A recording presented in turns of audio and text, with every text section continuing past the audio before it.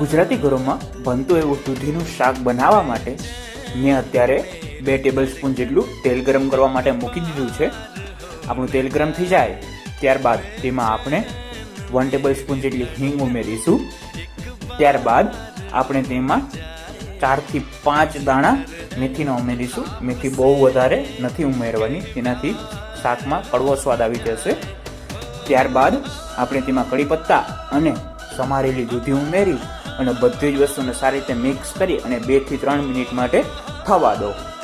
2 થી 3 મિનિટ થઈ જાય ત્યારબાદ તેમાં આપણે 1/2 ટેબલસ્પૂન જેટલી હળદર પાવડર ઉમેરીશું અને સ્વાદ પ્રમાણે નમક ઉમેરી અને બધી જ વસ્તુને આપણે સારી રીતે મિક્સ કરી દઈએ અને 3 થી 4 મિનિટ માટે બધી જ વસ્તુને સારી રીતે ચડવા દઈએ. તમે સ્ક્રીન ઉપર જોઈ શકો છો. 3 થી 4 મિનિટ થઈ જાય ત્યારબાદ તેમાં અંદાજે 1.5 થી 2 ટેબલસ્પૂન લાલ મરચું પાવડર અને 1/2 ટેબલસ્પૂન જેટલું ધાણા જીરું પાવડર ઉમેરી અને બધી જ વસ્તુને સારી રીતે મિક્સ કરી દઈએ. અને આપણા મસાલા બળી ન જાય તેના માટે આપણે તેમાં 1 થી 1.5 ગ્લાસ જેટલું પાણી ઉમેરી દઈએ અને બધી જ વસ્તુને સારી રીતે મિક્સ કરી દઈએ.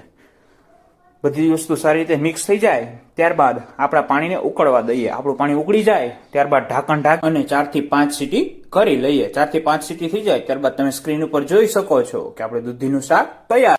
વિડીયો પસંદ આવ્યો હોય તો લાઈક કરવાનું ના ભૂલતા.